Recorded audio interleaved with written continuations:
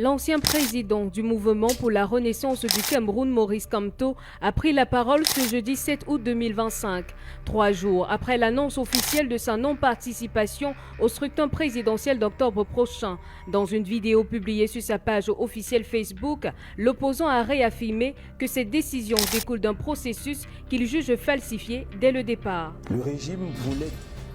Il appelle ses partisans à rester mobilisés et à ne pas céder au découragement, tout en dénonçant ce qu'il qualifie de verrouillage du jeu démocratique. Maurice Kamto, à nouveau. Si le discours de Maurice Kamto a marqué par son ton ferme, certains analystes estiment qu'il soulève plusieurs interrogations.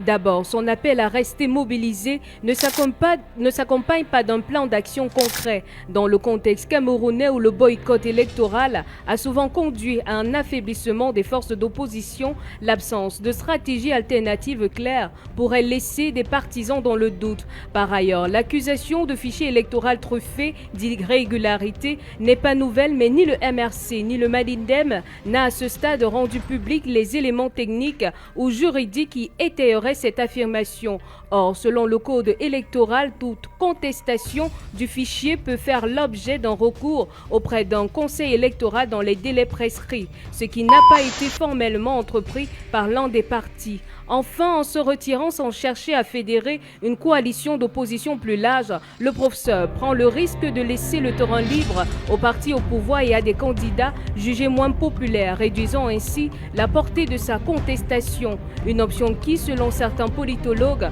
pourrait fragiliser son influence sur le long terme.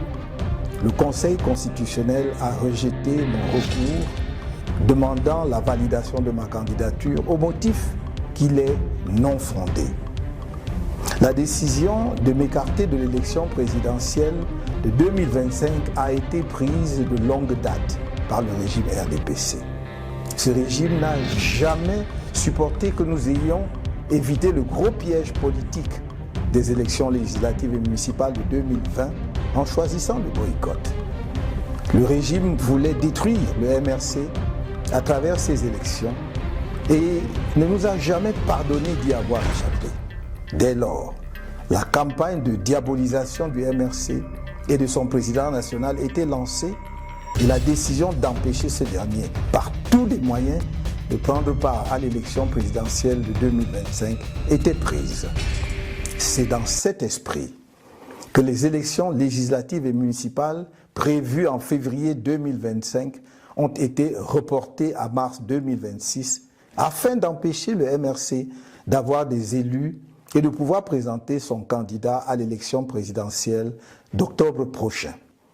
Le régime RDPC a organisé pendant plusieurs mois de faux débats sur la nullité du mandat impératif pour montrer malgré cela que le MRC ne pourra pas présenter de candidat sous sa bannière et que s'il tentait de le faire, celle-ci serait rejetée et le pouvoir veillerait à ce qu'il n'y ait pas la moindre protestation.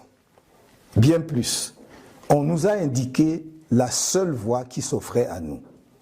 Faire présenter ma candidature par un des 18 partis politiques ayant obtenu des élus à l'issue des élections de 2020. Je dois redire que rien n'interdisait au MRC de présenter un candidat à cette élection présidentielle. Mais il fallait éviter de donner au régime un prétexte pour rejeter une candidature présentée par le MRC, car le rejet de la nullité du mandat impératif était devenu pour ce régime une question de vie ou de mort. La présentation inattendue de ma candidature sous la bannière du Manidem fut un choc à peine voilé pour le pouvoir de Yaoundé.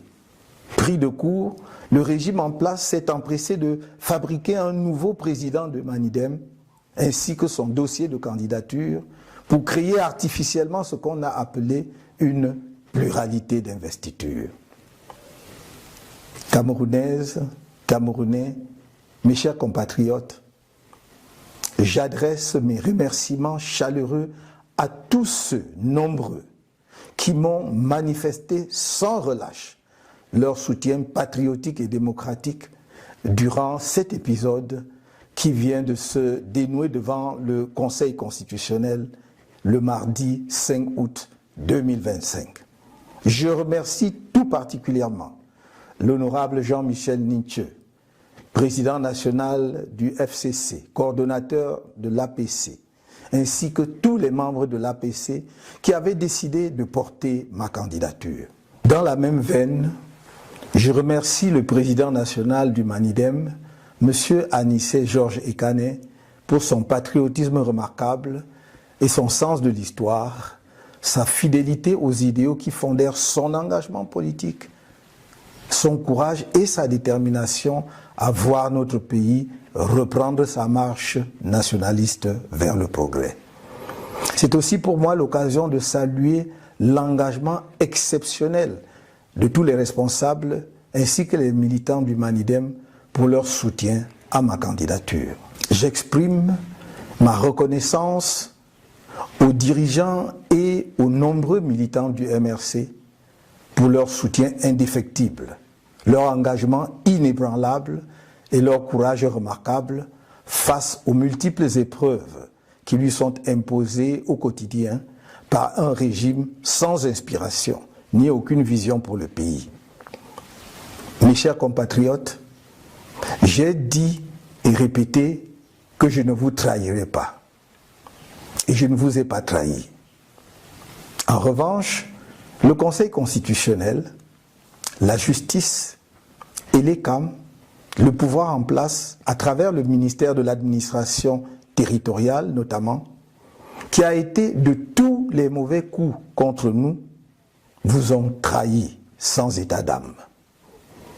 La communauté internationale, notamment l'Organisation des Nations Unies, qui a signé une convention secrète avec ELECAM le 9 mai 2025, prétendument pour garantir la transparence de l'élection présidentielle de 2025, vous a trahi.